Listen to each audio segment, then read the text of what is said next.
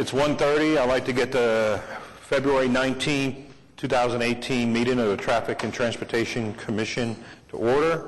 Roll call, Commissioner Clare. Here.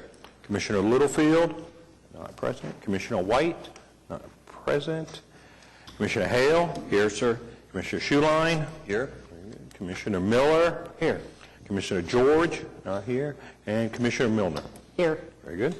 We do have a quorum. We can get started. Can I have a motion concerning the minutes of the January 19, 2018 meeting, please? Motion to approve. Motion from Commissioner Hale to approve. You have a second? Second.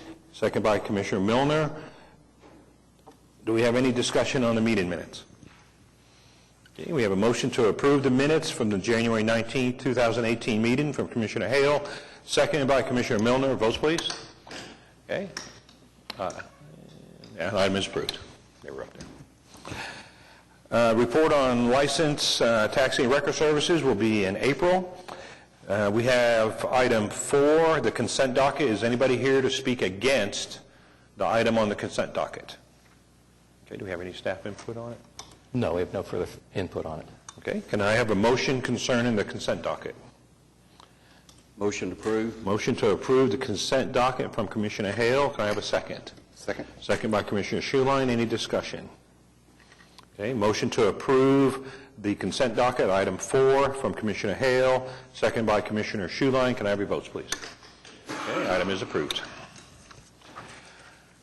Item 5, items for individual consideration.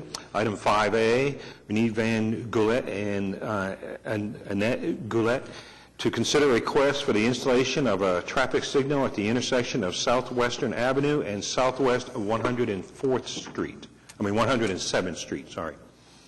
Okay, do we have anybody here to speak on this item? Okay, if you could come on up, however you'd like to come up. I need your name, your address, and you have up to 5 minutes. My name is Norma Creech, C-R-E-E-C-H, and I live at 1117 Southwest 107th Street. And I'm here to voice our opinions, and when I say our, I mean the neighborhood, the housing addition, the nursing home, and all the businesses and assisted living. We need a stoplight at Southwest 107th and Western Avenue. It's a very dangerous intersection and extremely worse from 7 to 8 in the morning and 4 to 7 when people are working. If you want to go north, it's literally just jumping out there because there is a hill approximately 100 feet away. And if you only see one car, you can't tell which lane it's in. If you want to go south, it's equally as hard because you can't see south because of the guy that there's trying to go north. So we would like to see a stoplight there before somebody gets hurt. The First National Bank had an employee that had an accident there, but luckily wasn't hurt too bad. I can't tell you how many near misses that I have had personally. I understand the stoplight costs $30,000 and it has to be budgeted. Is my life worth $30,000? Should I or someone else get hurt or die while we're waiting to get it budgeted? I would like for us to be on the list to get budgeted for the light. But in the meantime, if it's possible for a three-way stop sign, it would benefit us. I emailed Chris Kennedy trying to get to the right person, and he made a comment on my email that he also thought it was something that to be taken up. So we're wanting for a light. We'll take the one they're just turning back in. And if not, and then until we can get a light, I know it has to be budgeted and all that, but until we can get a light, if we could get a three-way stop, I think we could save some lives. Thank you. All right, thank you, ma'am. Okay, next, sir. If I could have your name, address, and you have up to 5 minutes. My name is Steve Buchanan. My address is 10817 Southwestern, and I'm the developer of the area is what my role is in this. We built this addition about 10, 12 years ago, and I've got some pictures if you want to look at it as they're going around. We made some extra wide 4-lane, 2 lanes coming in, 2 lanes going out, and try to provide as much separation as possible.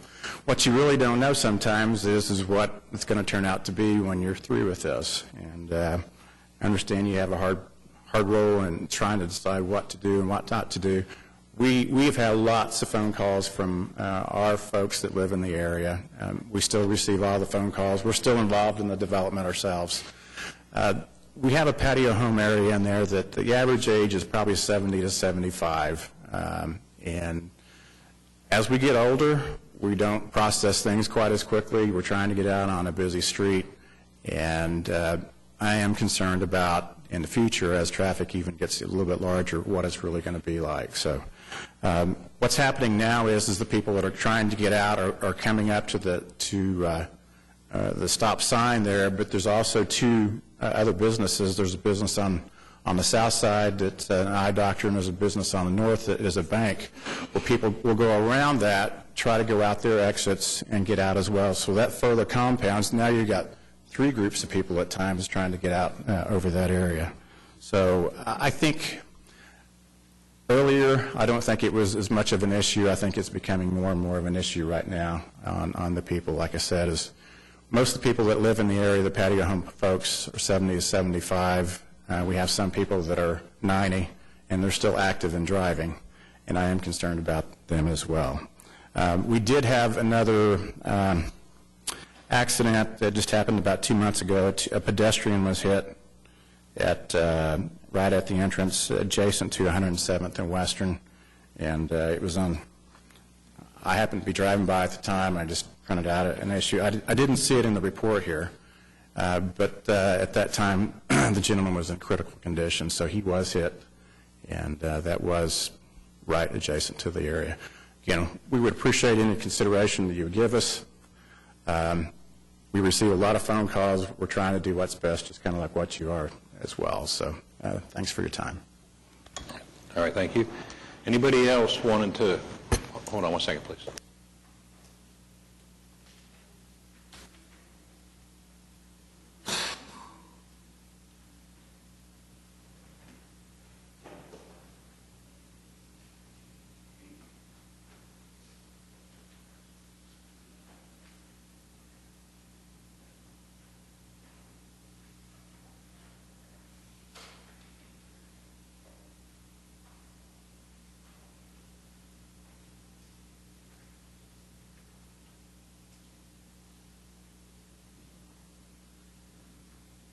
Okay, we received a bunch of letters to traffic management from people that live in that area, I believe. Okay. So we pass this along to traffic management. Okay. All right, thank you. Okay, anybody else wanting to speak on item 5A? Okay, staff input, please. All right, you've got our comments before you. This is an item that the Commission has heard previously. On the second page of your staff report, you'll note that this item was, an identical item was considered by the Commission in November of 2013. At that particular time, the administrator of the Meadow Lake Retirement Village had made a request for a signal. The Commission reviewed the request and did not approve it.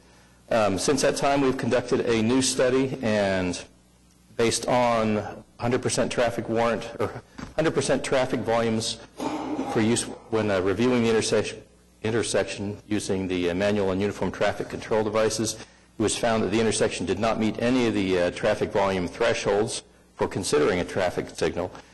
Because the speed limit on Southwestern Avenue is posted 45 miles an hour, the manual does allow us to use a reduced traffic volume. In situations like that, in recognition of higher travel speeds, it allows a reduction of as much as 30% when looking at the traffic volumes to warrant the use of a traffic signal. And in those cases, for this particular intersection, warrant 1, the 8-hour vehicular volume warrant, and warrant 2, the 4-hour volume warrants were met. But this is based on a full approach volume using the entire, all the traffic approaching on Southwest 107th Street. As part of our study, we did do a turning movement, because at this particular intersection, because 107th Street tees into the intersection, you can turn left or right. And the manual does allow for a reduction if you can take, which allows you to take right turns out of consideration, because a right turn is a movement which typically does not require protection using a traffic signal for access. When we did that, it reduced the volumes by 40%, so basically 60% of all the drivers approaching Western Avenue on 107th Street are making left turns. When we reviewed the intersection again using just left turn volumes for the basis of our analysis, it was found that the intersection would not meet any warrants for signalization. So at this point in time, in the absence of a significant collision history, I believe in the past year the DPS records show there are no collisions. We did review past years where we were comparing known traffic volumes and the collision history, and I'll just summarize those ever so briefly since they're not part of the staff report. In 2011, there was a traffic volume on Southwestern Avenue of 21,180 vehicles per day, and at Southwest 107th Street, there were no collisions reported in 2011. Similarly, in 2013, the traffic volume on Western was 21,449, and there's one collision reported. In 2014, the traffic volume on Western was 20,778, and there were 4 collisions recorded. In 2016, the traffic volume is 20,030, and there is 1 collision reported. And then you've got the current traffic volume of 21,443 in 2017, and there were, in DPS records, there was nothing reported.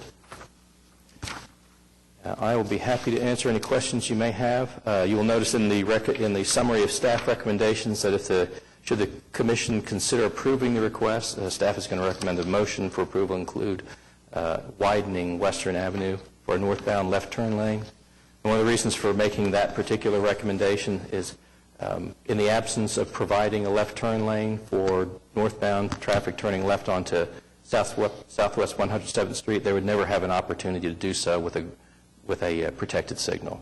The only other way you can accommodate a turn like that would be if you, what we call split phase the intersection, which would mean that northbound traffic would be allowed to go, but southbound traffic would be stopped.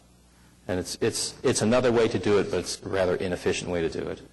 And just another piece of information, on the 2017 general obligation bond, which was passed for traffic signal improvements, more than half of the projects listed were to widen intersections at signalized intersections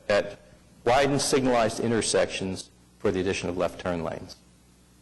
So I'm happy to answer any questions that you might have, and action on this item is going to be at the discretion of the Commission.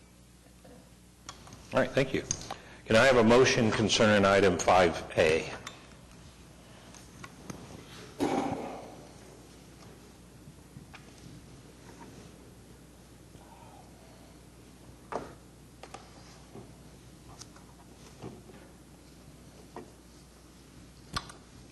Motion to disapprove. We have a motion to disapprove item 5A from Commissioner Clare. We have a second.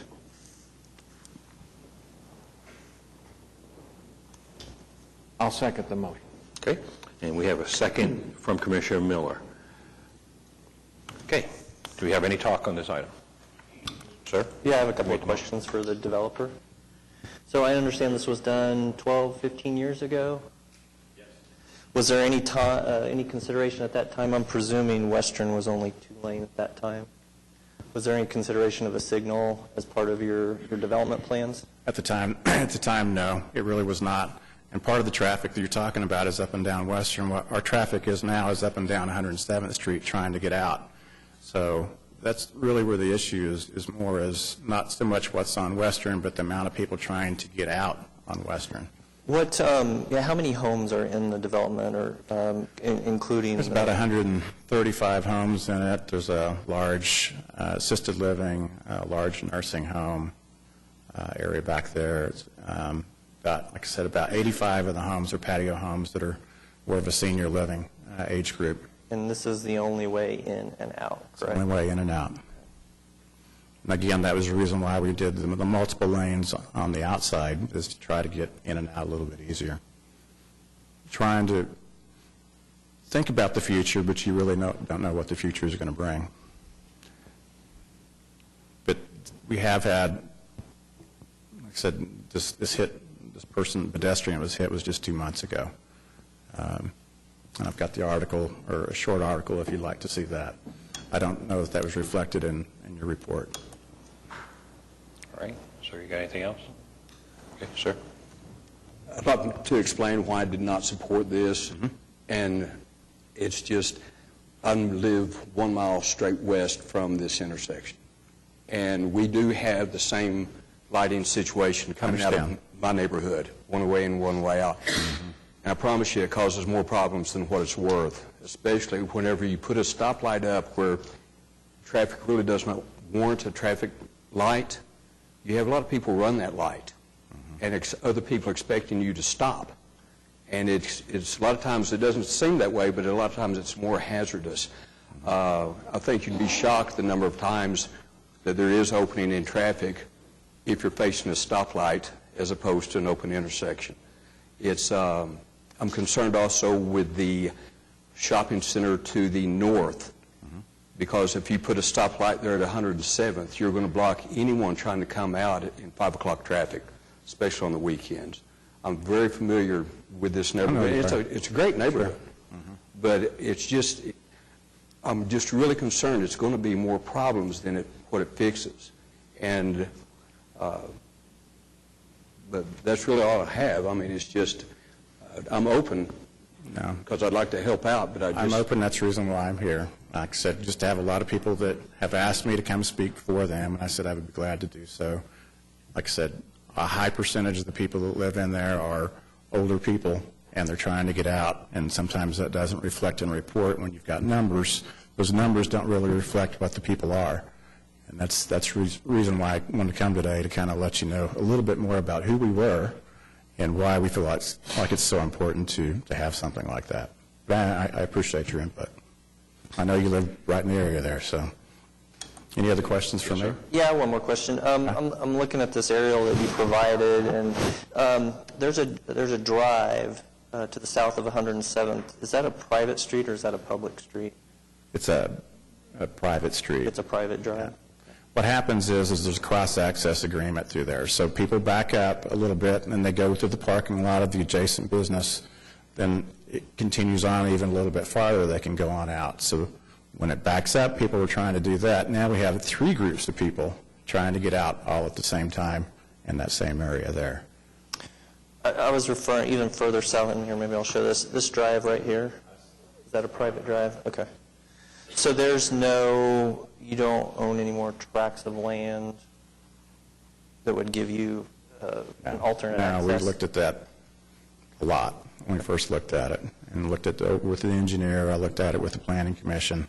We looked at it as far as the fire departments, and that was the best case that we could do, is something like that. But yeah, I've had the same question in the past. Any other questions? All right. All right, thank you for your time, sir. Okay. Okay, any other talk up here in the circle? Okay. We have a motion to disapprove item 5A from Commissioner Clare, seconded by Commissioner Miller. Can I have your votes, please? Okay. Item is not approved. Okay, we go on now to item 5B. Steve Schigel, Chairman, Automobile Alley Board of Directors and Chief Executive Officer, Schigel Bicycle, Inc., to consider a request to change the speed limit on North Broadway Avenue between Northwest 4th Street and Northwest 13th Street from 30 miles per hour to 25 miles per hour. And we have somebody here that wishes to speak on this item. Jane, okay. Oh, you have one too? Okay. So, sir, if I can have your name, your address, and you have up to 5 minutes. Good afternoon. My name is Todd Pauley, and I appreciate the opportunity to stand here and speak to you today for a couple of reasons. One is Sir, if yes, I could sir. have your actual address too, please. Oh, yes. My home address is in Piedmont, 7058 Branch Drive Northeast in Piedmont, Oklahoma. Thank you very much, sir. Yes, sir. Recently moved from the 19th Street area, Windsor Forest area. So, thank you, sir. But I would like to say thank you for your service. I know it takes a lot of time and energy, and there's a lot of decisions to be made, and appreciate what you all do very much.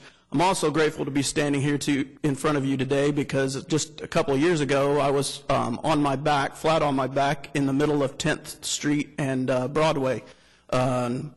It was an incredibly scary, very shocking experience. There was a truck that had decided to not wait on oncoming traffic and turn left.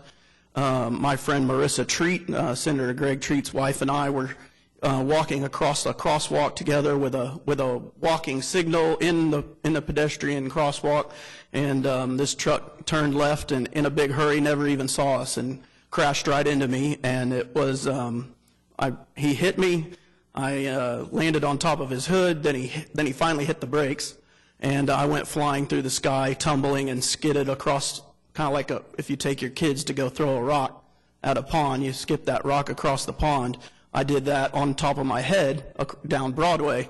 I was working for Senator James Langford at the time on his campaign, and I was just going to get a cup of coffee at Camps with my friend Marissa to compare some notes, and so a lot can happen very quickly, as I'm sure you all know.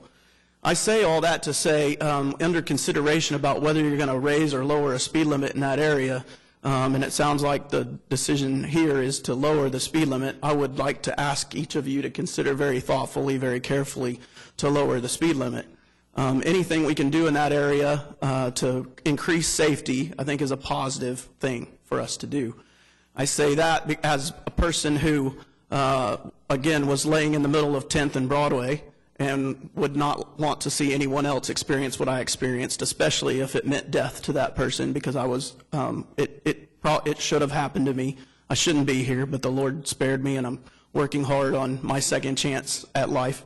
But I also say that for the businesses in the community and the folks that own shops and restaurants, the people that work there that want to walk and want to go get a cup of just go get a cup of coffee. I want them to feel very safe and comfortable in doing that. We talk a lot in our community about walkability, about safety, about economic development. I think that lowering the speed limit 5 miles an hour will do all of those things. Increase safety, will increase walkability. It will enhance economic development, especially as we continue to, I think part of the challenge that I experience is that automobiles have been a way of how we do business here in Oklahoma City. It's how we get around. If we want to go 2 blocks, we get in our car and drive. I think we want to teach and train people to walk. I think we want to teach and train people in automobiles to be much more careful and thoughtful. Obviously, if you're going 5 miles an hour slower, you have more time to think and react. It also gives our police department a chance to stop and catch people if they're 5 miles an hour over, give them a chance to have a conversation with them and talk to them about safety and talk to them about watching for pedestrians and watching for people on bicycles in an area that's growing. You essentially have an outdoor mall in this area. You've got great economic development, and I'd hate to see any decision be made here that would discourage that. I think keeping the speed limit at 30 miles an hour instead of lowering it to 25 miles an hour discourages those people that are investing in that community because they want their constituents, they want their customers to all be safe in that area. I know that if I go 5 miles an hour faster somewhere, I may get there at a second and a half sooner. A second and a half sooner getting to a location is not a good compromise for safety. So with that, I say thank you again for your service, and I would really appreciate if you would consider keeping that, or lowering the speed limit 5 miles an hour. Thank you very much. All right, thank you very much. Ms. Jenkins, if I could have your name, your address, and you have up to 5 minutes. Hi, I'm Jane Jenkins. My address is 211 North Robinson. I am here today to represent the Automobile Alley Association and Steve Schlegel, who is traveling and could not be here to address this group. Like Todd, I'd like to thank you for your service too. I know it's not easy, and today's a holiday for some folks, so it's we thank you for being here to hear our case. As Todd said, pedestrian safety has been an issue on Broadway for a number of years. When the streetscape was installed there in between 1995 and 2000, almost 20 years ago, guess what? We didn't have any pedestrians on Broadway, but we have a lot more pedestrians now on Broadway and a lot more businesses and a lot more activity. and it has really changed things. And so pedestrian safety, particularly on that street, has been a huge topic in the press, in social media, in calls to my office. I'm the president of Downtown Oklahoma City Partnership, and to my staff. And so we hear all the time about how this is an important issue for folks. Well, you can't wave a magic wand and take a street like Broadway and automatically make it more pedestrian safe. There's a lot of work involved in doing that and a lot of steps to be considered. We also have a major construction project, on Broadway right now. I challenge anyone to drive 30 miles an hour down Broadway right now. I don't think you can. But, and that will change once the streetcar comes in, and we know that that's going to change behavior. But we wanted to start with what we thought was the low-hanging fruit, to show the public that the city and Downtown Oklahoma City Partnership and Automobile Alley are serious about making Broadway more safe for pedestrians while still moving traffic. We really believe traffic is the lifeblood of the businesses on Broadway. If you cut Broadway off to vehicular traffic, none of those businesses would be in business. This is an urban experiment that's been proven time and time again. You don't cut off traffic, you need traffic. So we somehow have to find a way to share that space. And so we believe that lowering the speed limit 5 miles per hour is kind of the first thing you do to get to that point, and kind of shows, even during this very difficult time that these businesses are experiencing, that the city, the Traffic Commission, the council are with them in trying to make this a safer area for pedestrians. I have spoken with Jason Fairbrush, who is the head of Embark, and this type of action of lowering the speed limit from 30 to 25 will have no impact on the streetcar and its operations. The streetcar is timed out at about an average around the route of about 8.5 miles per hour, so it's his opinion that this will have no impact on the streetcar. We do believe that the streetcar and the addition of a traffic signal at 8th and Broadway will have further positive impacts on pedestrian safety in Broadway, but we feel like this is something that we can do now. Even if it's something that the Traffic Commission believes that should not be implemented until after some of the construction is completed and we don't have all the cones in the road and wants to defer it to that point. But I think we want to show our citizens, our employees, our people like Todd who are using Broadway, crossing Broadway, that we do care about their safety, and it's something that that we can do now to kind of start that process. I did bring some folks with me. In the interest of time, I'm not going to ask them all to speak, but if you're here in support of lowering the speed limit to 25 miles per hour on Broadway, would you stand up, raise your hand, do something to show that there are a lot of folks out there that really think this needs to happen. I appreciate your time. I appreciate you listening to us, and we'll be happy to answer any questions. Thanks. All right, thank you. Anybody else wanted to speak on item 5? Yes, ma'am, please. No, that's fine. When you're done talking, if you could fill out one of these forms, if I could have your name, your address, and you have up to 5 minutes. Sure. I'm sorry. I wasn't planning on doing this, but my name is Megan Law. I reside at 3800 Northwest 64th Street here in Oklahoma City, and I was listening to Jane and the other story, and I felt like maybe I had to come up. I'm actually somebody that works on Automobile Alley, and I've worked there for 16 years, so I was here when there was no traffic. I'm here now working when there is a lot of traffic. I also manage several of the properties along Automobile Alley, one of which is Schlegel Bicycles at 900 North Broadway, as well as 4 other properties. So I'm also here acting on my tenants' behalfs. And as somebody that works right across from the street I bank at, every day I choose to get in my car and go through the drive-thru at the end of the day because it's safer to be in my car than it is to cross the street. I think that says a lot about traffic speeds on Broadway. While 30 miles, and I did read the full report before I came here today, while 30 miles may not seem incredibly fast, I watch the cars speed as fast as they can from 10th Street, getting up to that 30 miles an hour before they get to the next stoplight at 6th Street. I know it is going to change with the stoplight going into 8th Street, but I still think that we need to be concerned about the people that work on Broadway, the people that are visiting, all of my tenants. I'm supposed to park across the street myself behind Broadway Wine Merchants, which is across the street from my office, and I'd rather face getting a ticket, oftentimes parking longer than I should, because it is safer for me to be on that side of the street than it is to go to my parking lot across the street, especially with construction now and even less care, which you think that would change. But I just want to voice my support in making sure that this does reduce to 25. Thank you. All right, thank you, ma'am. Anybody else want to speak on item 5B?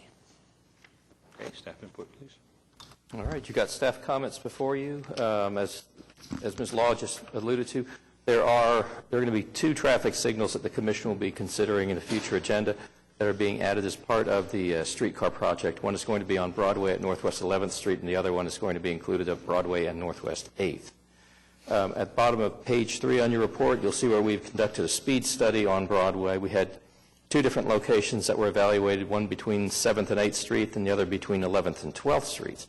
And you'll note that currently, as far as how drivers are responding to the built environment, about 58% of people travel at or below 25 currently on the section of Broadway between 7th and 8th. And then likewise on the section between 11th and 12th, about 15% are currently traveling at or below 25. In the next column over, where we studied the number of people that were, or drivers observed, that were traveling at or below the currently posted 30-mile-an-hour limit, between 7th and 8th Street, we've got 93% which are traveling at or below, and then as you move further north where Broadway opens up, you'll see that the percentage drops off down to 58%. Other than that, you've got the rest of our comments before you. We did run the Bella Light model for setting credible speed limits, and based on that scoring methodology, this is a facility that most drivers would probably perceive as being appropriately posted at 30 miles an hour. If you've got any questions, I'd be happy to answer them. Action on this item is going to be at the discretion of the commission. All right, thank you. Do we have a motion concerning item 5B? Sir? Mr. Chairman, I move we approve the motion as Okay, we have a motion to approve item 5B from Commissioner Schuline. Do we have a second? Second. Second by Commissioner Clare. Any discussion on item 5B? I'd just like to comment that as someone that worked on Automobile Alley for 7 years, I know firsthand everything that was described today and in complete agreement of it. Sir? The problem I have with changing the speed limit on Broadway is the same problem I had on 23rd Street. The approach to us was that, hey, we want to be pedestrian friendly, we need to lower the speed limit. I think at the time 23rd Street was 35 miles an hour, and It was posted 30 at the time. 30, okay, I'm sorry, but the 85th percentile was 28, roughly. It was above 30. I think it's about 34 miles an hour was about, I think, the 85th percentile at that time. Where are we at today with that? You know offhand? I would have to do some research. I know that we did do one follow-up study on 23rd Street and found out that since posting a lower speed at 25, I think the 85th percentile is pretty much held consistent. It's still in the neighborhood of about 34 or so miles an hour. Okay. That's my big concern, is that we go ahead and change the speed limit expecting it to really help pedestrians, and in reality it doesn't. It really doesn't make that many changes. That's my main concern, is that if we go ahead and do this, it's basically traffic will flow about the same. The second concern I've got is we recently just got through putting 14 stop signs in a neighborhood just west of this street with the understanding that the traffic would flow between Broadway and Classen. And now we're going to have this traffic that we've now diverted over to Broadway reduced down from 30 to 25. Besides those 2 considerations, I mean, I understand where you're coming from, but I think those are 2 significant problems. Okay. Anybody else wanted to talk on item 5B? Yeah, can I ask a question? Yes, sir. I'm sorry. No, you were first. Concerning the streetcar that's going in along here on Broadway, how many stops is that streetcar going to be making for unloading, allowing passengers to unload and load? There will be 3. There will be one, sorry, 3? 3. Okay. 3 passenger stops. One will be at 8th and Broadway. One will be, I think, at 5th and Broadway. I'm trying to do this from memory, and one will be just north of 10th Street before the streetcar turns west on 11th Street. Okay. And so I'm assuming with those, where you've got passengers unloading and loading, that is going to further increase people walking and crossing that street. That's correct. Again, we don't really know yet, because we haven't ever done this before, how the streetcar is going to affect traffic, or pedestrians. And Mr. Hale, I live in Heritage Hills where all those stop signs are, so does JB. We deal with them. But I think that part of this is, again, it's more than just trying to change behavior of people, because I think Mr. Chai's report said, in their professional opinion, it probably will not change behavior, and we're not sure that it will change behavior any more than it did on 23rd. This is more of a message that we're sending to the public that we're serious about pedestrian safety in Oklahoma City, and specifically in downtown Oklahoma City and in commercial districts, and we need to send them a message that we care about them with even the smallest little things that we can do on the outside that show that it's important. Does that help? Yeah, that does help. Thank you for doing it from memory. I think this is just a little bit different than 23rd, because we've got the streetcar there, and I really think the streetcar is encouraging more walkability with pedestrians, not necessarily partly coming in and driving, but either driving and parking by in the streetcar somewhere else, or coming in there and walking about. So I think that's just the little bit of different there from the 23rd Street. You're just encouraging more people to get out on your feet, walk, ride the streetcar, get on, cross the street.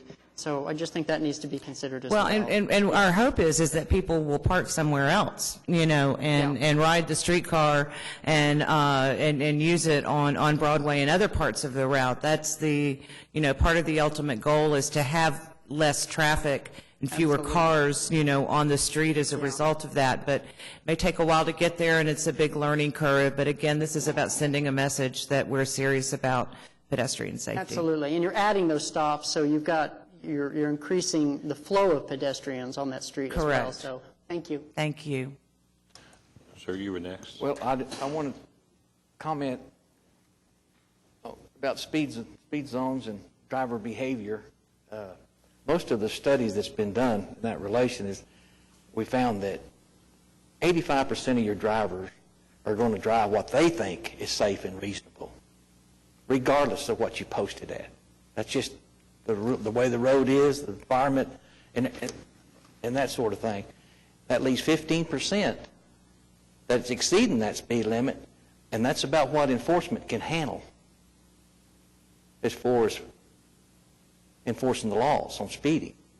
So if you up the balance of that, you either put too much on enforcement to try to do it, or the drivers, you ain't going to change their behavior.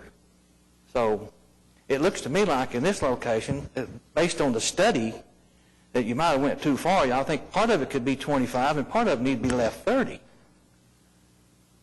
And then with the streetcar, and you can see, but I'm just telling you, it won't make a difference what you put out there speed limit-wise, a sign-wise. 85% of the drivers are going to drive what they think is safe and reasonable based on the roadway environment. The studies are going to prove that. We proved it on 23rd Street. Didn't change a thing.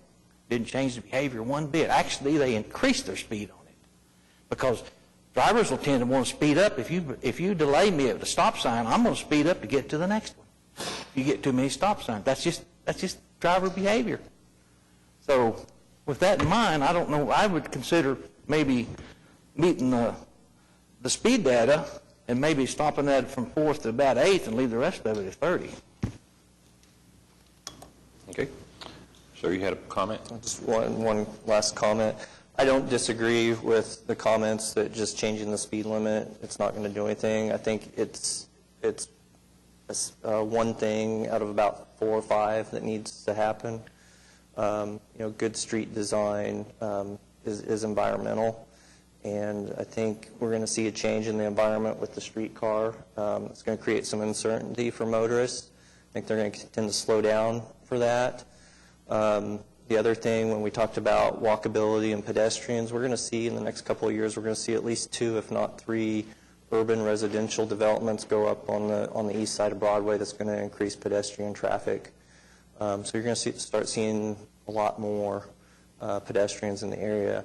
Back when they changed from parallel parking to the angled parking, that was a change in the environment, and I noticed change in speeds as well. So, I think, again, this is one of many things that needs to happen, and if we could, at some future time, maybe even get some curb extensions to shorten crossing distances, that'd be another piece of the puzzle. Anybody else? So the comments I have is to remind everybody that when the streetcar is in, the angle parking on that side of the road is going to go back to parallel because we're going to go back to a 4-lane road. So we need to remember that that's going to go back to a 4-lane road, angle parking on the other side of the streetcar, and parallel parking on that side. I do want to ask the applicants why they wanted to go all the way down to 13th Street, which is past the vehicle place on the left and the park on the right, and that's pretty wide open. Why did you not just stop at like 11th, where that intersection is pretty crazy as it is? Because that area between 11th and 13th is going to change dramatically, along with the streetcar, with the construction of the Oklahoma Contemporary Art Museum. Also, those car dealerships are going to be moving, and so that area is going to be redeveloped, and there will be construction. We don't know what it's going to be yet, but it's there. And 13th Street is the northern boundary of our downtown district, and so keeping it consistent with that northern boundary, and then once you cross 13th. And I promise you they enforce the speed limit on Broadway north of 13th. Because I promise you it's enforced there between 13th and 23rd.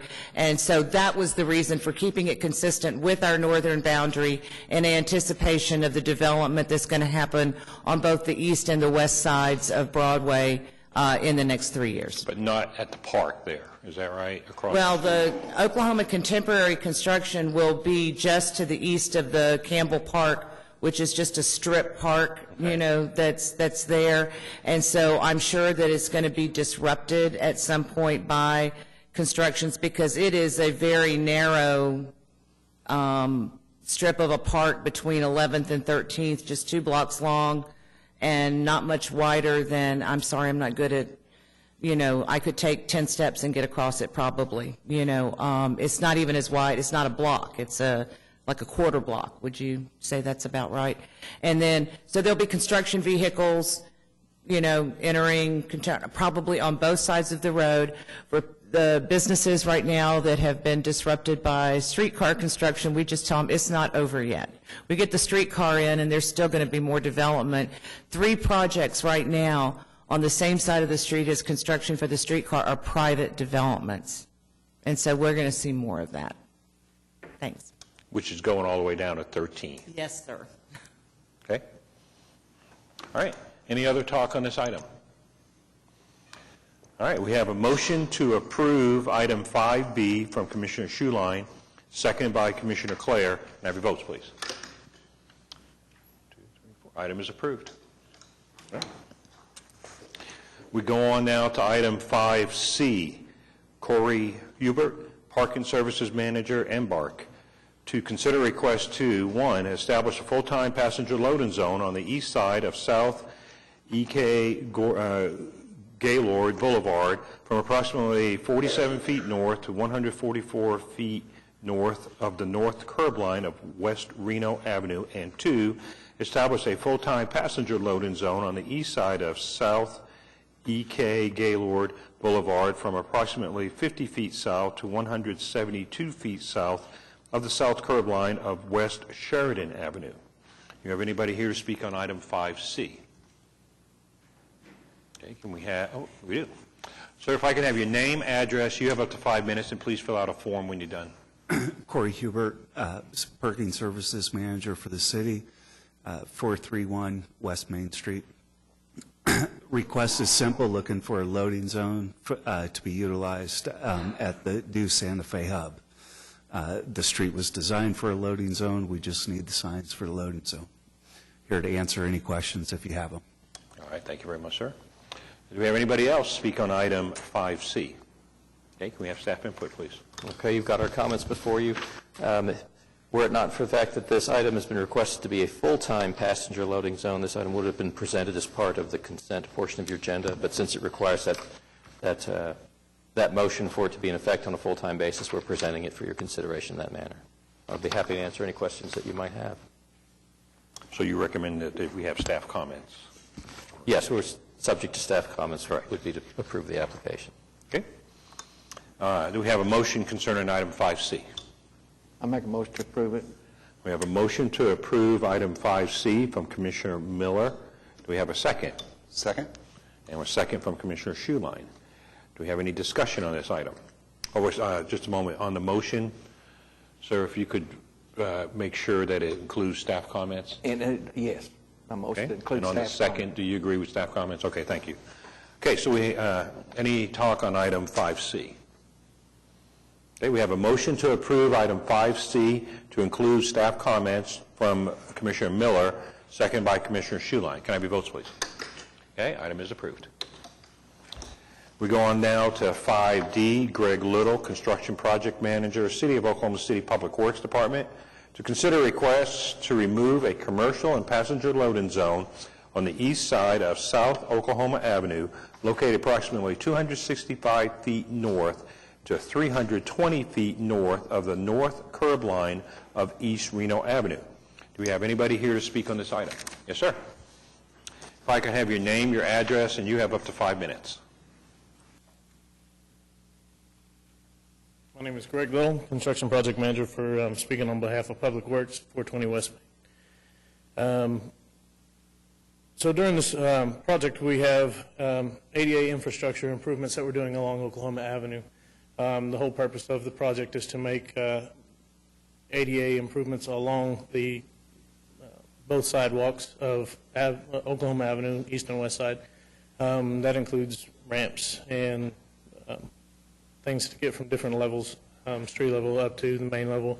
Also, any curbs, anything like that for ADA improvements. So we're asking for the removal of a lay-by that is in front of the Kingman building. That is one of the reasons that we're asking for it is we feel like it is it blocks the side of anybody trying to use the wheelchair accessible ramp that goes across the street to the crosswalk. Excuse me. And so if there is a truck that's parked there, like a big UPS truck that's there for a commercial loading zone, and somebody in a wheelchair is going out to that, you can see on one side of it until you get into that. You'll have to get actually out into the road to see on the other side of the vehicle. That's one of the reasons we're asking for it, the removal. The other reason is for the sidewalk along the east side of Oklahoma Avenue is at an 8.5% slope right now. ADA only allows for a 2% slope.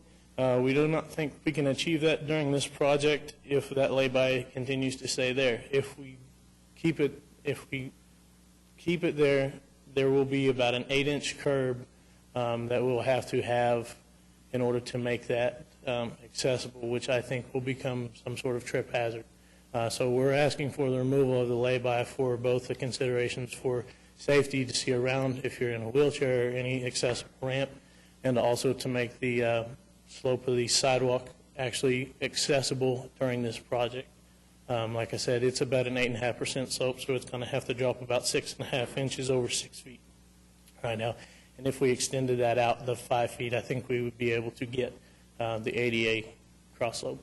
And as well, that is the only loading zone and lay-by in that area, and it is not an accessible lay-by. So that was another reason. We met with Keith Wilkinson, our ADA council, and also our engineer, Cadmus Engineering, is recommending that we remove it in order to be able to obtain the ADA improvements necessary. All right, so if you have your form, thank you very much. All right, we have 2 others that want to talk. Somebody want up? If I could have your name, address, you have up to 5 minutes. Tom Radchecki, 2913 Persimmon Creek, Edmond. I was up here last month. I represent the owner for the Kingman building. We left the discussion last time that we were going to meet on site and have a meeting. Well, we met out there, gave them all my contact information, and we never were contacted once. Through their report, I saw that they did have a meeting out there, but we were not included. So all of this was new to us until we received what their recommendation was last week. Like we discussed, this building is going to have an elementary school and a high school. This lay-by gets used daily, not only for the high school, but also for the retail side, both of the restaurants there, and also for any UPS or FedEx delivery. So taken away will definitely affect the operations of the building, and there's really no other safe place to offload and load, whether or not you consider the alley that to the south a loading zone that can get backed up pretty quickly, and it's only one way. Per the report, there's never been an incident at that crosswalk. And if they're truly looking at that crosswalk, I don't know why there wasn't a recommendation to remove this crosswalk and just to use the one to the north side of the bridge and have that one as the ADA accessible crosswalk. So those are my comments. All right, thank you. And somebody else? Sir, if I can have your name, address, you have up to 5 minutes. My name is David Southard, 2624 Northwest 27th, and the gentleman before me actually said everything I was going to say. With the exception that I have been there in that location for almost 20 years, and so it's a heavily used loading zone, and I don't see an alternative to not have a loading zone for people to drop off passengers. Thank you. All right, thank you. Just before I go on to staff comments and all that, let me ask, is there anybody else, first of all, for 5D comments? If I could ask Greg just a question. We talked about it last meeting, and I'd just like to throw it out there before we move on. Why can't we move it down 20, 30 feet or 40 feet or something? That was one consideration, was to move it back further away from that crosswalk. When we, I don't know if you have that there. So when we looked at moving it back, it's still in the same area of that entire sidewalk along there has about an 8.5% slope. So you're still going to be cutting into not being able to make that cross slope on that sidewalk ADA compliant. Because right now, like I said, it's about an 8.5% slope, 8.5% slope.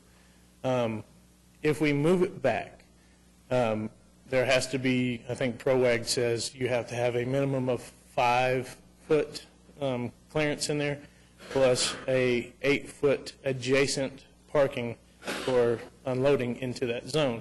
And then on the other side of that, you have to have enough room for vehicles to pass. So based on the recommendations of the engineer, we don't think we have that clearance in order to take that accessible. Okay, you don't think, or you know you don't? We do not have clearance, no, based on engineering.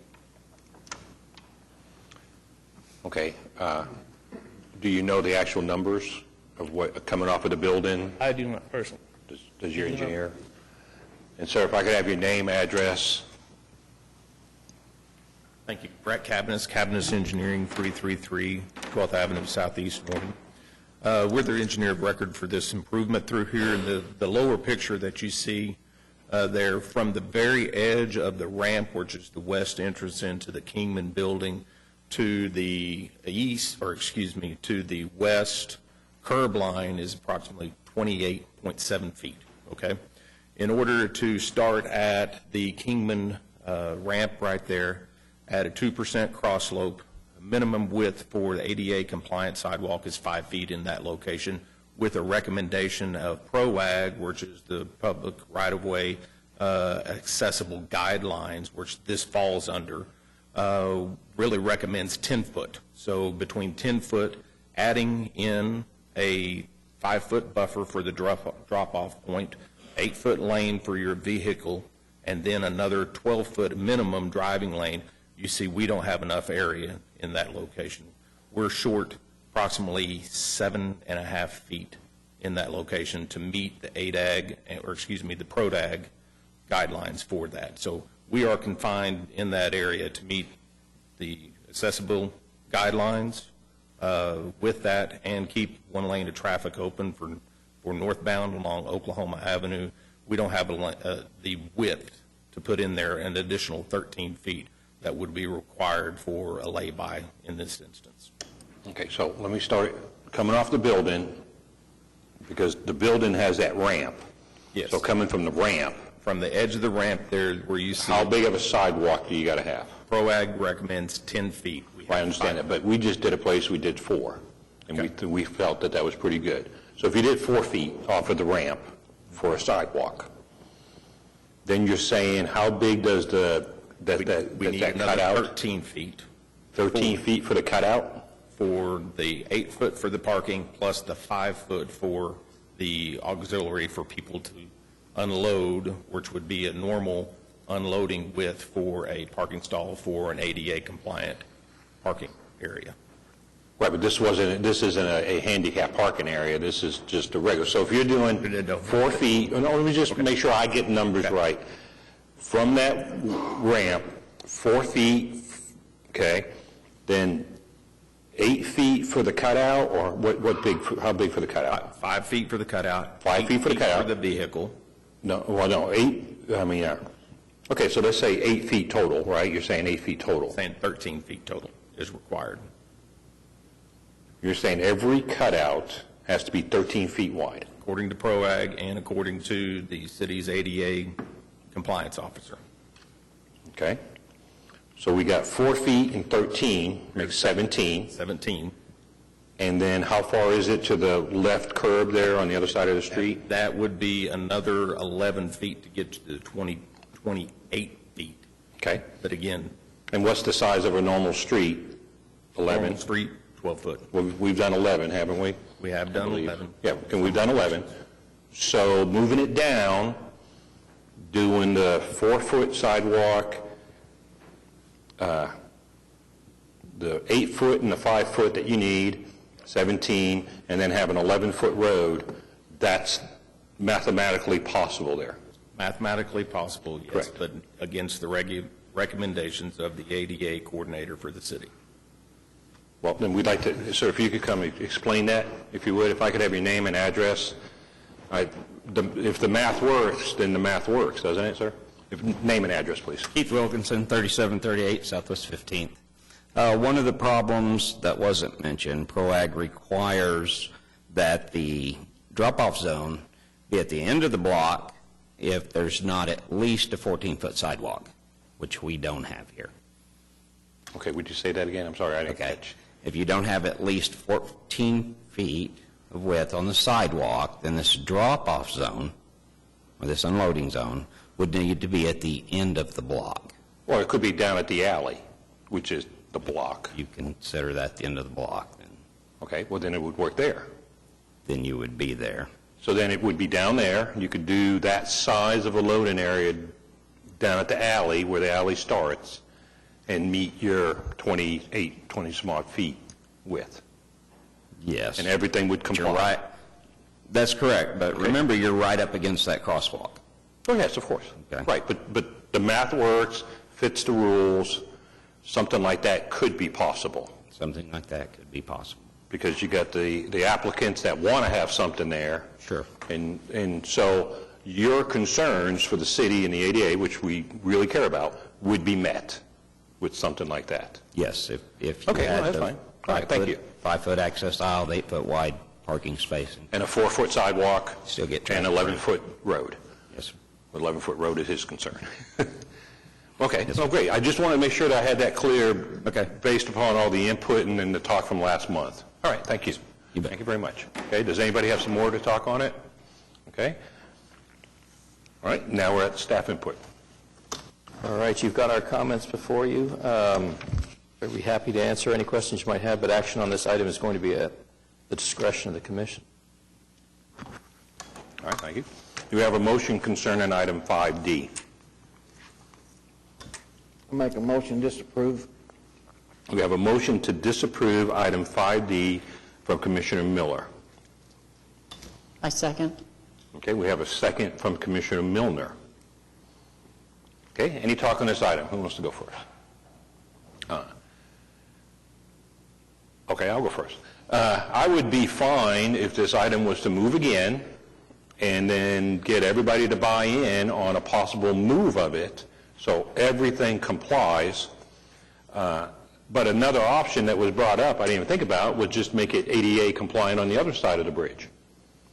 So if you could come up and answer that question that was mentioned, why can't we just move that whole sidewalk area from the, was it south side to the north side of the bridge?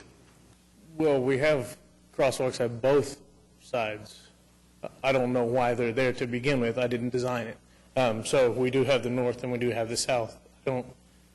Maybe I don't understand the question. Okay, so there's already one on the north. Yes. And it complies ADA. No. You're going to make it comply. We are going to make that compliant, and we're going to make the south cross. Right, but we could just do away with the south one and keep where that's at.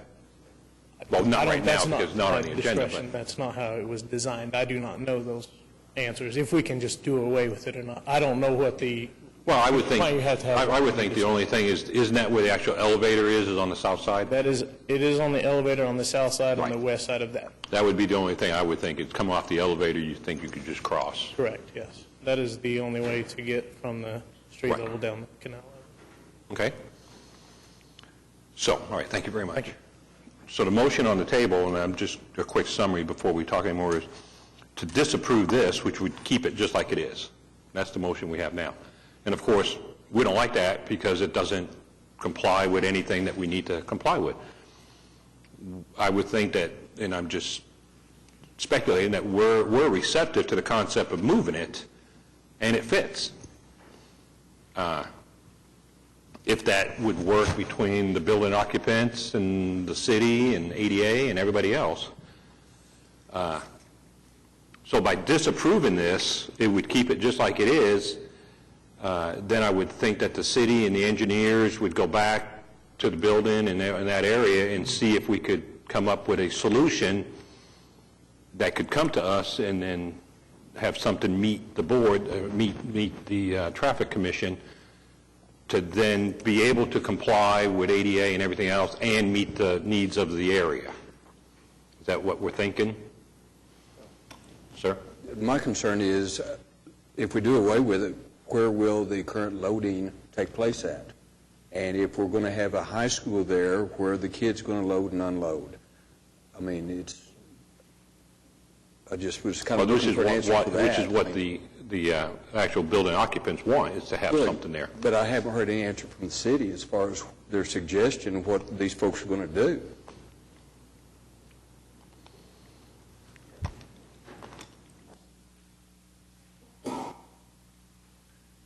In our evaluation, when we were looking at what the alternative would be for their loading zone, obviously the alley, Wanda Jackson Alley, is the first and primary location because it will have an ADA accessible ramp for their vehicles. Right now, their unloading zone that they have does not have a ramp. The truck and the delivery folks have to get out onto the street to go either in front of the lay-by to utilize that ramp to access their building, or they have to go back to the alley to take their equipment up into the building at that point in time. Again, the other question you'd brought up earlier about can we do away with that sidewalk entirely? Sorry, I don't think I said that. Do away with the whole sidewalk? Well, the sidewalk, the ramp, I'm sorry, the crosswalk. The crosswalk. Yes, Okay, I'm sorry, okay, I misspoke. All right. That is also an ADA accessible route for the restaurants and businesses along there, as well as the parking lot that is on the southwest corner of that location there. So we would recommend that in order to meet the PROAG and ADAG guidelines as well, for that to remain at that location. That's a good point. So, quick math, yes, your comment of having a 4-foot sidewalk, then the 13-foot required for the lay-by, then your vehicular traffic lane at that location. Yes, the math does work at that location. Quickly, though, it would then impose upon their existing stairs, if we could go back to the location, You see the ramp is on the north side. There's a set of stairs just to the south side in that lower picture that's just out of frame there in order to do the minimum lay-by width, okay? And then the transitions in and out through there. I'm afraid that we'll then move that criteria such that we won't have the 4-foot width from the edge of the stairs to where the lay-by would be at that location. But we could go into the medium and make that just a single yellow line medium and not have a grass medium. Okay. And that was part of the original. Well, that was what you were talking about. That's where you wanted to put the loading zone. And But if part of this plan, yes, and you're correct, those stairs are there and they step out a little bit further. So if, doing the math now, if you could do that up for me, from the stairs, not the ramp, do your 4, your 13 and 11. Right. How much would, and then there's probably 2 feet in the medium there. If we cut the medium to just a yellow line. Swing through there, that is a potential option. Yes. And the math works on that. Yes. Okay, good. Now, to answer the question, where do they go to use this, as well as when we did the original design analysis, the deliveries for the restaurants and the other businesses north of the canal utilize the median to pull in their vehicles into the median out of the lane of traffic and then unload and then use the accessible ramps at the alleyways north. We envision the same thing happening on the south side as well in that area. Which is what you wanted, which would be good as a loading zone because they see a big truck, they got the dolly, they got all that kind of stuff. But this use is for student drop-off. So now you're dropping students off into lane of traffic coming out of a car. Right, and we would not support something like that, obviously. We would support them driving through Wanda Jackson Alley, right. Them exit in the alley where it's safe, and have ADA compliant ramps into the building. But moving this south to the alley, because it needs to be at the corner, moving it south, the math all does work. And then the building applicants get everything that they want, and the city gets everything it wants. We will have to double check. Well, of course. A little bit farther south, the alignment as it goes across Wanda Jackson Way back to the south towards Reno Avenue. We'll want to verify that. Oh, of course. We can't say right now. No, but it's close. But if you were to use just the simple math to make it work, the simple math would say that it would work. But we want to check the other side factors as well. Right, you have to go out there and make sure it works. But for our exercise here, for this talk, there could be a solution that works for the city and for the building applicants. Yes, sir. Okay. All right. Anybody else want to talk about item 5D?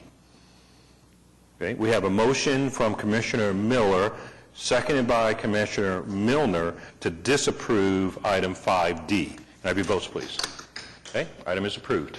So we recommend, back to both sides, if you could try to get with each other and see if there could be a very good solution to this that everybody can have. All right. Thanks for your time. Okay, we go on now to item 6, comments from citizens. Anybody want to speak to us? Yes, ma'am, please.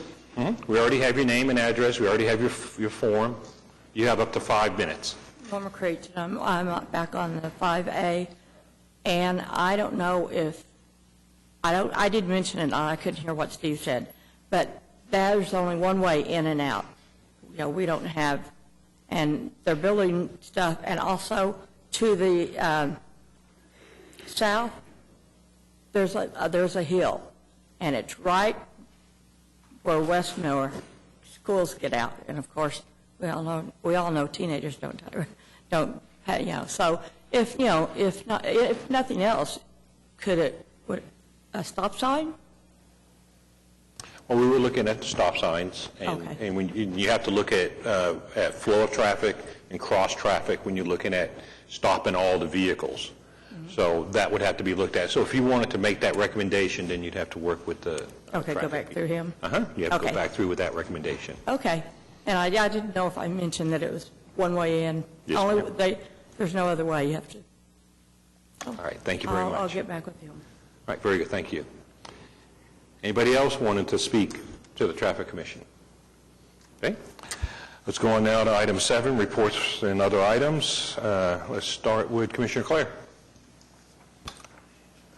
Just one comment. I think it's probably been 12 or 18 months we kind of met with the Planning Commission as a kind of a joint session. And again, we talked about neighborhood design and how that relates to what we do here on Traffic Commission. And I haven't heard much on that lately, but I think this issue today just reaffirms that neighborhood design goes hand in hand, and planning and zoning regulations and requirements. One way in and out of a neighborhood with 200 residents is just bad design, in my opinion. So.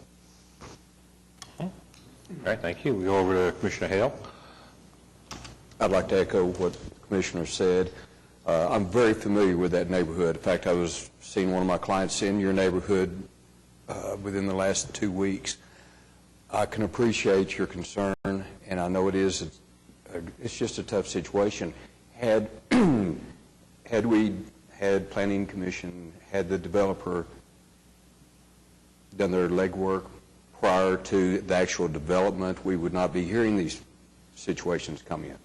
So I would like to echo what the Commissioner said and really hope that we can start moving more towards that direction. Okay, we go over to Commissioner Schuline. Nothing to report. Thank you. Commissioner Miller. Nothing, sir. Commissioner Milner. Can I ask a question? Of course. Concerning the neighborhood developments, when they go in, are there rules, are there regulations that govern how many entrances, exits a neighborhood needs, the amount of homes? The city's subdivision regs do address that. For developments with fewer than 30 lots, you're required to have at least one point of access, and once you go over 30 lots, you're required to have 2 points of access. Now, for purposes of interpretation, a divided roadway, such as like what you're looking at right here, where Southwest 107th Street has got a wide divided median, that's been considered to be 2 points of access. So that's why they've got, a significant number of homes and other, businesses and that retirement facility back there, but it's just not required to tie into Western Avenue or any of the adjacent areas at any other connection point. Thank you. Stuart, just to follow up on that, is that requirement, that's for safety, that requirement's in the code? For instance, if there was a collision and the roadway's blocked and the fire department can't get access to the neighborhood for another emergency, they want a second point, but it really has it's not geared toward ingress and egress for residents. It's more strictly for... Right, and the other thing that's not addressed in the regs is, because right now the way it's set up is once you go beyond 30 lots, you're required to have a second point of access, but there's not a step beyond that. So, you could have, potentially 500 lots, and you'd still only be required to have 2 access points. All right, anything else there?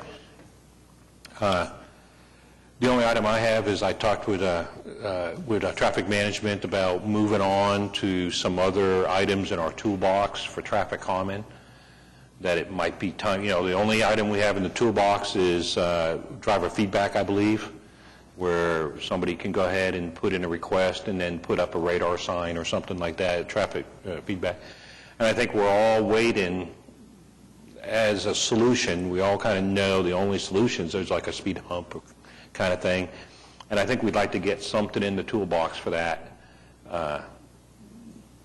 What does a 25-mile-an-hour hump look like? What does a 15-mile-an-hour hump look like? What's it cost for something like that? Just kind of get the arms wrapped around that.